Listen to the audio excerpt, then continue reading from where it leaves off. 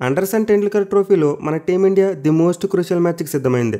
England టీంతో మాంచెస్టర్లోని old Trafford వేదికగా 4వ టెస్ట్ మ్యాచ్ ఆడబోతున్నారు. ఈ మ్యాచ్ అయితే మన టీమిండియాకు ఒక డూ ఆర్ డై మ్యాచ్ అని చెప్పి మనం ప్రీవియస్ వీడియోలోనే చెప్పుకున్నాం. ఎస్పెషల్లీ ఈ సిరీస్ ఎలాగా ఉండే లాస్ట్ మ్యాచ్ ఒక డూ ఆర్ డై మ్యాచ్ కావాలంటే మన టీమిండియా ఖచ్చితంగా ఈ మ్యాచ్లో గెలవాలి. అలా కాకుండా మన టీమిండియా ఈ మ్యాచ్లో ఓడిపోతే ఈ మ్యాచ్తోనే సిరీస్ పోతుంది. ఇంగ్లాండ్ టీం 3 మ్యాచెస్ గెలిచేస్తారు. దీంతో మన టీమిండియా నెక్స్ట్ మ్యాచ్ గెలిచిన పెద్దగా యూజ్ ఉండదు. ఈవెన్ ఈ మ్యాచ్ని డ్రా చేసుకున్నా కానీ మన టీమిండియాకి తర్వాత సిరీస్ గెలిచే ఛాన్స్ ఉండదు. ఎందుకంటే 5 టెస్ట్ మ్యాచ్లోకి స్టిల్ 2-1 తేడాతోనే వెళ్తాం.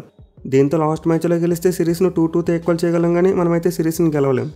సో మన టీమిండియా అండర్సన్ టెండూల్కర్ ట్రోఫీలు ఎలా ఉండాలంటే ఖచ్చితంగా ఈ మ్యాచ్లో గెలిచి తీరాలి. అయితే ఈ మ్యాచ్కి ముందు మన టీమిండియాకు చాలా ప్రాబ్లమ్స్ రావడం చూసాం. పర్టికులర్గా కొంతమంది ఇంపార్టెంట్ ప్లేయర్స్ ఇంజరీస్కి గురయ్యారు. సో దీంతో టెస్ట్ మ్యాచ్లోకి అయితే మన టీమిండియా ఫుల్ స్ట్రెంత్ వచ్చేందుకు అవకాశాలు చాలా తక్కువగా ఉన్నాయి. బట్ పాజిటివ్ థింగ్ ఏంటంటే ఇప్పటివరకు సిరీస్లో మన టీమిండియా ఇంగ్లాండ్ టీంని ఎంతో కొంత డామినేట్ చేశారు. ఇన్ఫ్యాక్ట్ లాస్ట్ టెస్ట్ మ్యాచ్లో అయితే చాలా వరకు క్లోజ్గా ఓడిపోయారు. సో ఈ సిరీస్లో అయితే మన టీమిండియా ఇంగ్లాండ్ టీంకి చాలా టఫ్ ఫైట్ ఇస్తుంది. దీంతో ఈ మ్యాచ్లో కూడా మనం అదే ఎక్స్పెక్ట్ చేయవచ్చు. ఇన్ఫ్యాక్ట్ మన వాళ్ళు కంబ్యాక్ చేసి సిరీస్ని ఈక్వల్ చేసేందుకు అవకాశాలు ఉన్నాయి. ఎందుకంటే మనకి ఎడ్జిబేషన్ అలాంటి రికార్డు ఉంది, ఓల్డ్ ట్రాఫర్డ్లో కూడా అలాంటి రికార్డు ఉంది. ఇప్పటివరకు మన వాళ్ళు ఈ గ్రౌండ్లో ఒక్క మ్యాచ్ కూడా గెలవలేదు.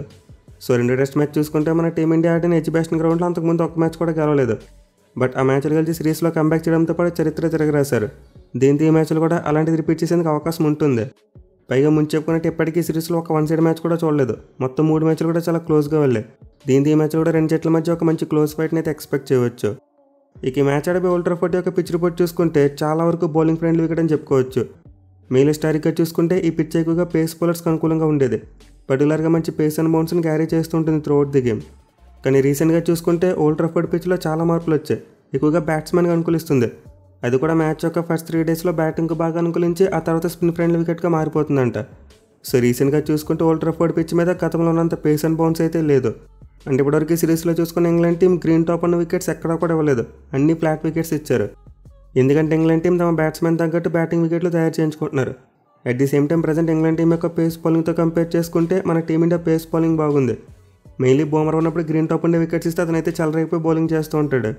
సో సమ్వాట్ ఇప్పటివరకు అయితే మనం ఈ సిరీస్లో టిపికల్ ఇంగ్లాండ్ కండిషన్స్ అయితే చూడలేదు. చాలా వరకు ఫ్లాట్ వికెట్సే చూసాం. అండ్ ఈ మ్యాచ్లో కూడా అలాంటి ఫ్లాట్ వికెట్ ఎదురు కాబోతుంది. ఇన్ఫ్యాక్ట్ గత 3 మ్యాచ్లతో కంపేర్ చేసుకుంటే ఇంకా స్లో వికెట్ ఉండొచ్చు అంట.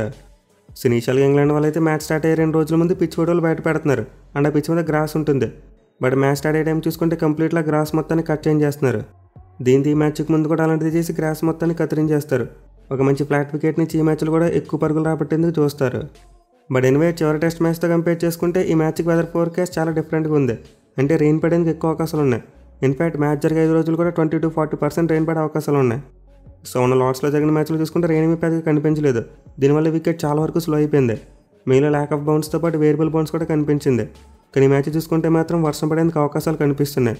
దీంతో ఓవర్కాస్ట్ కండిషన్స్ ఎక్కువగా ఉంటాయి కాబట్టి పిచ్ ఫ్లాట్గా ఉన్నప్పటికీ పేస్ బౌలర్స్ని ఈక్వేషన్ నుంచి తీసేయలేం. ఖచ్చితంగా ఓవర్కాస్ట్ కండిషన్స్ ఉన్నప్పుడు పేస్ బౌలర్స్కి అయితే హెల్ప్ ఉంటుంది. సో ఈ టెస్ట్ మ్యాచ్లో అయితే వెదర్ అనేది చాలా కీ రోల్ ప్లే చేయబోతుంది. ఏ టీం అయితే వెదర్ని తమకు అనుకూలంగా మార్చుకుని డిసిషన్స్ తీసుకుంటారో వాళ్ళే మ్యాచ్ గెలిచేందుకు ఎక్కువ అవకాశాలు ఉంటాయి. ఇక గ్రౌండ్ యొక్క స్టాట్స్ విషయానికి వస్తే ఇప్పటివరకు మొత్తం 85 టెస్ట్ మ్యాచ్లు జరిగాయి. అండ్ 85 మ్యాచ్లో ఫస్ట్ బ్యాటింగ్ చేసిన టీం 32 మ్యాచ్లో గెలిస్తే చేస్ చేసిన టీమ్స్ 17 మ్యాచ్లో మాత్రమే గెలిచాయి. అలాగే గ్రౌండ్ యావరేజ్ స్కోర్స్ చూసుకుంటే first innings 331, second innings 275, third innings 226, fourth innings 169. So clearly stats బట్టి చూసుకుంటే ఫస్ట్ బ్యాటింగ్ చేసిన టీంకి చాలా అడ్వాంటేజ్ కనిపిస్తుంది. ఇన్ఫ్యాక్ట్ ఆ మ్యాచ్ డిఫరెన్స్ అనేది ఆల్మోస్ట్ డబుల్ ఉంది. సో దీంతో ఈ మ్యాచ్లో టాస్ అనేది చాలా అంటే చాలా ఇంపార్టెంట్. ఏ టీం అయితే టాస్ గెలిచి ముందుగా బ్యాటింగ్ తీసుకుంటారో వాళ్ళకి గెలిచే అవకాశాలు ఎక్కువగా పెరుగుతాయి. ఇన్ఫ్యాక్ట్ ఈ సిరీస్లో ఇప్పటికే లాస్ట్ 2 మ్యాచెస్లో చూసాం ముందు బ్యాటింగ్ చేసిన టీమే గెలిచింది. అలాగే గ్రౌండ్ ఆడిన చివరి 10 మ్యాచ్లో చూసుకుంటే 7 సార్లు ఫస్ట్ బ్యాటింగ్ చేసిన టీమే గెలిచింది. కేవలం 2 సార్లు మాత్రమే చేస్ చేసిన టీమ్స్ గెలిచాయి. సో దీంతో ఖచ్చితంగా ఈ మ్యాచ్లో టాస్ అనేది చాలా అంటే చాలా క్రూషియల్గా మారబోతుంది. ఏ టీం అయితే టాస్ గెలిచి ముందుగా బ్యాటింగ్ తీసుకుంటారో వాళ్ళకి ఖచ్చితంగా అడ్వాంటేజ్ అయితే ఉంటుంది. ఇక ఈ గ్రౌండ్లో 2 జట్ల యొక్క రికార్డ్ చూసుకుంటే ముందు చెప్పుకున్నట్టే మన టీమిండియా ఈ గ్రౌండ్లో ఒక్క మ్యాచ్ కూడా గెలవలేదు. ఇప్పటివరకు ఇంగ్లాండ్ టీంతో గ్రౌండ్లో 9 మ్యాచ్లు ఆడితే 4 ఇంట్లో ఓడిపోయారు, 5 మ్యాచ్లు డ్రా చేసుకున్నారు. సో మన టీమిండియాకి అయితే ఈ గ్రౌండ్ ఒక నైట్ మేర్ అని చెప్పుకోవచ్చు. మెయిన్లీ గ్రౌండ్లో మన వాళ్ళు ఎక్కువగా ఇన్నింగ్స్ ఆడితే మ్యాచ్లు ఓడిపోయారు. అండ్ ఇంకా ఇంట్రెస్టింగ్ థింగ్ ఏంటంటే మన వాళ్ళు ఓడిపోయిన 4 మ్యాచ్లు కూడా ఇంగ్లాండ్ టీం ఫస్ట్ బ్యాటింగ్ చేసింది. అంటే మన వాళ్ళు ఎక్కువగా గ్రౌండ్లో సెకండ్ బ్యాటింగ్ చేసినప్పుడు మ్యాచ్లో ఓడిపోయారు.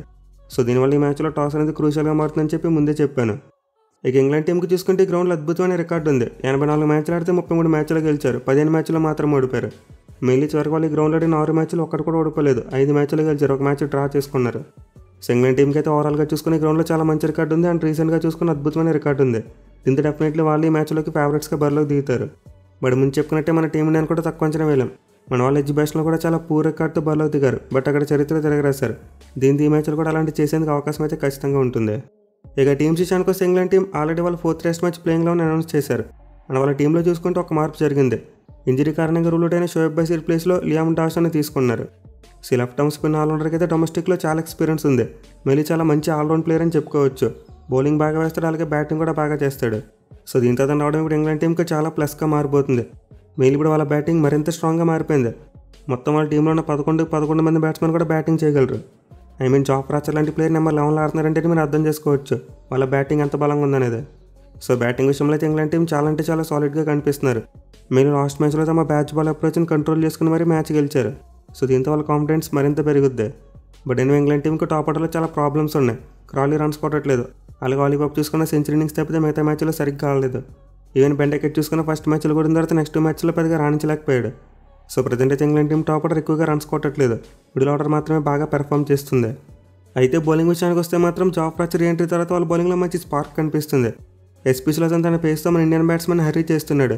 అండ్ బెన్ స్టోక్స్ చూసుకున్న లాస్ట్ మ్యాచ్లో చాలా మంచి రిథంతో బౌలింగ్ చేశాడు. అండ్ కార్స్ మరియు క్రిస్ వోక్స్ ఇద్దరు కూడా చాలా మంచి సపోర్ట్ అందించారు. నిజానికి ఇంగ్లాండ్ పేస్ అటాక్ మళ్ళీ సిరీస్లో సెట్ అయిందని చెప్పుకోవచ్చు. వాళ్ళు మ్యాచ్కి ఇంప్రూవ్ చేసుకుంటున్నారు. బట్ మరోసారి వాళ్ళ మెయిన్ స్ట్రెంత్ బ్యాటింగ్ అని చెప్పుకోవచ్చు. వాళ్ళ దగ్గర చాలా డెప్త్ ఉన్న బ్యాటింగ్ ఉంది. దీంతో ఈ మ్యాచ్లో ఖచ్చితంగా భారీ స్కోర్ కొట్టడానికి ట్రై చేస్తారు. ఇక మన టీమిండియా విషయానికి వస్తే ముందు చెప్పినట్టే చాలా ఇంజరీ కన్సర్న్స్ కనిపిస్తున్నాయి. ఇన్ఫాక్ట్ ఇంజరీస్ గురించి మనం నిన్న ఒక వీడియో కూడా చేసుకున్నాం. ఈ మ్యాచ్ నుంచి హర్షదీప్ సింగ్ మరియు నితీష్ కుమార్ రెడ్డి ఇద్దరు రూల్ అవుట్ అయిపోయారు. అండ్ ఆకాశ్దీప్ కూడా మోస్ట్ లైక్ ఆడకపోవచ్చు. కానీ గుడ్ న్యూస్ ఏంటంటే రిషబ్ పంత్ చాలా ఫుల్ ఫిట్నెస్తో కనిపిస్తున్నాడు. ఇన్ఫాక్ట్ 4వ టెస్ట్ మ్యాచ్ కోసం నిన్నటి నుంచి వికెట్ కీపింగ్ ప్రాక్టీస్ కూడా మొదలుపెట్టాడు. పంత్ అయితే మళ్ళీ వికెట్ కీపింగ్ కూడా చేయడం మొదలుపెట్టాడు కాబట్టి మనమైతే అతను ఫుల్ ఫిట్నెస్తో ఎక్స్పెక్ట్ చేయవచ్చు. అంటే మన టీమిండియా మ్యాచ్లో మరి వికెట్ కీపర్ని ఆడించవలసిన అవసరం అయితే లేదు. రిషబ్ పంత్ కనుక ఫుల్ ఫిట్నెస్తో ఉంటే అతను వికెట్ కీపర్ బ్యాట్స్మెన్గా ఆడతాడు. బట్ స్టిల్ ఇంకా మన టీమిండియా ప్లేయింగ్ లోన్లో 3 మార్పులు జరిగేందుకు అవకాశాలు కనిపిస్తున్నాయి. మెయిల్ ఆకాశ్దీప్ ప్లేస్లో అన్సుల్ కాంబోజ్ రావడం ఆల్మోస్ట్ కన్ఫర్మ్ అయిపోయినట్టే. ఎందుకంటే అతను నెట్స్లో చాలా ఎక్కువగా ప్రాక్టీస్ చేస్తున్నాడు. At the same time Anshul Kamboj batting కూడా చేయగలరు కాబట్టి మన టీమిండియా క్లోర్ ఆటలో అది చాలా ప్లస్ అవుతుంది. మోస్ట్లీ 4th టెస్ట్ మ్యాచ్ తర్వాత అన్సుల్ కాంబోజ్ తన అంతర్జాతీయ డెబ్యూ అయితే చేయొచ్చు. ఇక మిగతా చేంజెస్ విషయానికి వస్తే నితీష్ కుమార్ రెడ్డి ప్లేస్లో ఎవరు నడుస్తారనేది ఒక పెద్ద క్వశ్చన్ మార్క్. మన టీమిండియా బ్యాటింగ్ స్ట్రెంత్ని పెంచుకోవాలనుకుంటే ధ్రువ్ జురేల్ని ఆడించుకోవాలి. లేదు 4వ సీమ్ బౌలింగ్ ఆప్షన్ కావాలనుకుంటే షార్దుల్ ఆడించడం తప్ప వేరే ఆప్షన్ లేదు. ఎందుకంటే ఈ ప్లేస్లో ప్యూర్ పేస్ బౌలర్ ఆడిస్తే మన టీం బ్యాటింగ్ డెప్త్ చాలా తగ్గిపోద్ది. పైగా బెంచ్ మీద చూసుకుని మన దగ్గర అంత స్ట్రాంగ్ పేస్ బౌలర్స్ అయితే లేరు. ఆడిస్తే ప్రసిద్ధి కృష్ణ ఆడించాలి, బట్ ఈ పిచ్ అతనికి అస్సలు సూట్ అవుతుంది. మన టీమిండియాకు 4వ పేస్ బౌలింగ్ ఆప్షన్ కావాలంటే ఖచ్చితంగా షార్దుల్ దాకా ఆడిస్తారు. లేదు ఎక్స్పెరిమెంటల్గా 3వ స్పిన్నర్ ఆడిస్తామంటే కుల్దీప్ యాదవ్ కూడా టీంలోకి వచ్చేందుకు అవకాశం ఉంటుంది. బట్ ఐడియల్గా చూసుకుంటే మాత్రం షార్దుల్ దాకా ఫిట్ అవుతాడు. ఇక నెంబర్ 3 స్పాట్ విషయానికి వస్తే కరుణ్ నాయర్ని కంటిన్యూ చేస్తారా లేదని చెప్పి డౌట్స్ ఉన్నాయి. మళ్ళీ స్లిప్ కార్డుని యొక్క ప్రాక్టీస్లో చూసుకుంటే కరుణ్ నాయర్తో పాటు సుదర్శన్ కూడా చాలా ఎక్కువగా ప్రాక్టీస్ చేశాడు. దీంతో ఇద్దరు ఎవరు ఆడతారో మనం చెప్పలేం. మన టీమిండియా కరుణ్ నాయర్కి మరో ఛాన్స్ ఇవ్వాలంటే అతనే కంటిన్యూ చేస్తారు. లేదు సుదర్శన్ తీసుకురావాలనుకుంటే అతను తీసుకొస్తారు. 4వ టెస్ట్ మ్యాచ్ కోసం మన టీమిండియా ప్లేయింగ్లో చూసుకుంటే ఈ 3 మార్పులు జరగచ్చు. మిగతా వాళ్ళందరూ కూడా సేమ్ యాజ్ డీస్గా కంటిన్యూ అయ్యేందుకు ఎక్కువ ఛాన్సెస్ ఉన్నాయి. ఎస్పెషల్లీ బుమ్రా మరియు సిరాజ్ ఆడతారని చెప్పి ఆల్మోస్ట్ చాలా వరకు కన్ఫర్మేషన్ వచ్చేసింది. ఎనివే బౌలింగ్ పరంగా చూసుకుంటే మన టీమిండియా చాలా వరకు మంచి ఫామ్లో ఉన్నారని చెప్పుకోవచ్చు. మీరు లాస్ట్ మ్యాచ్లో కలెక్ట్ ఎఫర్ట్ చూసాం, అందరు బౌలర్స్ కూడా కంట్రిబ్యూట్ చేశారు. లాస్ట్ మ్యాచ్లో మన టీమిండియాకి బ్యాటింగ్ ఫెయిల్ అయింది. బౌలర్స్ 20 వికెట్లు తీసినప్పటికీ బ్యాట్స్మెన్ కావాల్సిన రన్స్ కొట్టలేకపోయారు. దీంతో ఈ మ్యాచ్లో మన టీమిండియా బ్యాట్స్మెన్ కంబ్యాక్ చేయాలి. ఎస్పెషల్లీ జైస్వాల్ మరియు శుభ్మన్కి లాస్ట్ మ్యాచ్లో పూర్తిగా ఫెయిల్ అయిపోయారు. అండ్ కరుణ్ నాయర్ చూసుకున్న తనకు వచ్చిన స్టార్ట్స్ని పెద్దగా కన్వర్ట్ చేయలేకపోతున్నాడు. రాహుల్ పంత్ మరియు జడేజా వీళ్ళు ముగ్గురు అలానే రన్స్ కొడుతున్నారు. దీంతో తోడు జైస్వాల్ అలాగే number 3 batsmen and Shubman Gill వీళ్ళు ముగ్గురు కూడా ఫామ్ అందుకుంటే మన టీమిండియా బ్యాటింగ్కి తిరుగుండదు. ఇక ప్లేయర్ బ్యాటిల్స్ విషయానికి వస్తే జైస్వాల్ మరియు జాఫ్రా ఆర్చర్ వీళ్ళిద్దరి మధ్య మరోసారి ఫైరీ బ్యాటిల్ చూడొచ్చు. మీరు లాస్ట్ మ్యాచ్లో జాఫ్రా ఆర్చర్ జైస్వాల్ని చాలా డామినేట్ చేశాడు. మంచి పేస్ అండ్ బౌన్స్తో షార్ట్ బాల్స్ వేస్తే అతను 2 ఇన్నింగ్స్లో కూడా అవుట్ చేశాడు. దీంతో ఈ మ్యాచ్లో జైస్వాల్ జాఫ్రా ఆర్చర్ను ఎలా కౌంటర్ చేసి ఆడతాడనేది చాలా ఇంట్రెస్టింగ్ ఉండిపోతుంది. అలాగే కేఎల్ రాహుల్ మరియు బెన్ స్టోక్స్ మధ్య కూడా ఒక మంచి బ్యాటిల్ చూడొచ్చు మనం. మెయిన్లీ ప్రజెంట్ ఉన్న ఇంగ్లాండ్ టీంలో మిగతా బౌలర్స్తో కంపేర్ చేసుకుంటే బెన్ స్టోక్స్కి కేఎల్ రాహుల్ మీద కాస్త బెటర్ రికార్డు ఉంది. అలాగే లాస్ట్ మ్యాచ్లో చూసుకున్న చాలా క్రూషియల్ టైంలో బెన్ స్టోక్స్ రాహుల్ వికెట్ తీశాడు. దీంతో ఈ మ్యాచ్లో మరోసారి ఇద్దరి మధ్య ఒక మంచి బ్యాటిల్ని ఎక్స్పెక్ట్ చేయవచ్చు. ఇక వీటితో పాటు మన టీమిండియా బ్యాట్స్మెన్ వైపు నుండి చూసుకుంటే గిల్కు మరియు కార్స్కి మధ్య కూడా ఒక మంచి బ్యాటిల్ పడే అవకాశాలు ఉన్నాయి. అలాగే ఇంగ్లాండ్ బౌలర్స్ జడేజా యొక్క కన్సిస్టెన్సీని ఎలా దెబ్బ కొడతారు అనేది కూడా చాలా ఇంట్రెస్టింగ్ ఉండబోతుంది. మేలు జడ్డు చివరిగా తన ఆడిన 4 ఇన్నింగ్స్లో కూడా 4 50s కొట్టాడు. దీంతో ఇంగ్లాండ్ బౌలర్స్ అతను ఎలా అవుట్ చేస్తారని చాలా ఆసక్తికరంగా ఉండబోతుంది. ఇక మన టీమిండియా బౌలర్స్ వైపు నుంచి చూసుకుంటే మరోసారి జో రూట్ మరియు జస్ప్రీత్ బుమ్రా వీళ్ళిద్దరి మధ్య ఒక టాప్ మ్యాచ్ బ్యాటిల్ ఉండబోతుంది. ఇప్పటికే బుమ్రా జో రూట్ని 11 times అవుట్ చేశాడు. దీంతో మరోసారి వాళ్ళ రైవర్లీ ఈ మ్యాచ్లో కూడా కంటిన్యూ కాబోతుంది. అండ్ ఆల్సో ఇంగ్లాండ్ ఓపెనర్స్ చూసుకున్న బుమ్రా మీద మంచి రికార్డు లేదు. డెఫినెట్లీ మరోసారి మన టీమిండియాకి బుమ్రా చాలా కీలకమైన బౌలర్గా మారబోతున్నాడు. ఇక మిగతా బ్యాటిల్స్ చూసుకుంటే ఓలీ పాప్కో మరియు సిరాజ్కి మధ్య కూడా ఒక మంచి బ్యాటిల్ని ఎక్స్పెక్ట్ చేయవచ్చు. ఎస్పెషల్ అతను ప్రీవియస్గా 3 times అవుట్ చేశాడు, అది కూడా కేవలం 22.7 average మాత్రమే. సో దీంతో మరోసారి మ్యాచ్లో అయితే పోప్కో మరియు సిరాజ్కి మధ్య ఒక ఎగ్జైటింగ్ బ్యాటిల్ చూడొచ్చు. ఇక చివరిగా Ben Stokes versus Washington Sundar, ఇది కూడా చాలా కీ బ్యాటిల్. మెయిలీ స్టోక్స్ మన ఇండియన్ స్పిన్నర్స్ ఆడేందుకు చాలా స్ట్రగుల్ అవుతున్నాడు. ఇన్ఫాక్ట్ ఇప్పటివరకు సుందర్ బౌలింగ్లో చూసుకుంటే 5 innings-లోనే 3 సార్లు అవుట్ అయిపోయాడు. సో స్టోక్స్కి అయితే సుందర్కి అగైనెస్ట్గా చాలా వర్స్ట్ రికార్డు ఉంది. దీంతో చూడాలి మరి మ్యాచ్లో స్టోక్స్ మన టీమిండియా స్పిన్నర్స్ని ఎలా ఆడతాడు అనేది. ఎనివే ఈ మ్యాచ్లో అయితే విన్నింగ్ ఛాన్సెస్ రెండు టీంలో కూడా చాలా వరకు 50-50గా కనిపిస్తున్నాయి. బట్ ఇంగ్లాండ్ టీంకి చూసుకుంటే వాళ్ళ బ్యాటింగ్ డెప్త్ చాలా బీభత్సంగా ఉంది కాబట్టి ఒక 10% వాళ్ళకి ఎక్కువగా ఉంటుంది.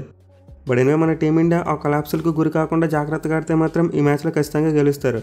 ఎస్పెషల్లీ ఫీల్డింగ్లో మిస్టేక్స్ చేయకూడదు, అలాగే బ్యాటింగ్ విషయంలో కూడా సిల్లీ రన్అట్స్ అవ్వకూడదు. సో ఇప్పటివరకు సిరీస్లో చూసుకుంటే ఏ టీం అయితే తక్కువ మిస్టేక్లు చేస్తున్నారో ఆ టీమే మ్యాచ్లు గెలుస్తున్నారు. మన వాళ్ళు సెకండ్ టెస్ట్ మ్యాచ్లో చాలా డిసిప్లిన్ ఆడారు, గెలిచారు. కానీ ఫస్ట్ టెస్ట్ మ్యాచ్లో చూసుకుంటే క్యాచ్లు వదిలేసారు, రన్స్ ఎక్కువ ఇచ్చారు. అండ్ థర్డ్ టెస్ట్ మ్యాచ్లో చూసుకుంటే అగైన్ ఫీల్డింగ్ ఫెయిల్ అయింది అండ్ ఆల్సో బ్యాటింగ్ కూడా సరిగ్గా చేయలేదు. సో ఇప్పటివరకు సిరీస్లో ఏ టీం అయితే తక్కువ మిస్టేక్లు చేసి మంచి డిసిప్లిన్ ఆడుతున్నారో వాళ్ళ మ్యాచ్లు గెలుస్తూ వస్తున్నారు. దీంతో ఈ మ్యాచ్లు కూడా మరోసారి అలాంటి సినారియోనే రిపీట్ అవ్వచ్చు. చూడాలి మరి మన టీమిండియా కంబ్యాక్ చేసి సిరీస్ని ఈక్వల్ చేస్తారా లేకపోతే ఇంగ్లాండ్ టీం ఎక్కడ సీల్ చేస్తారనేది.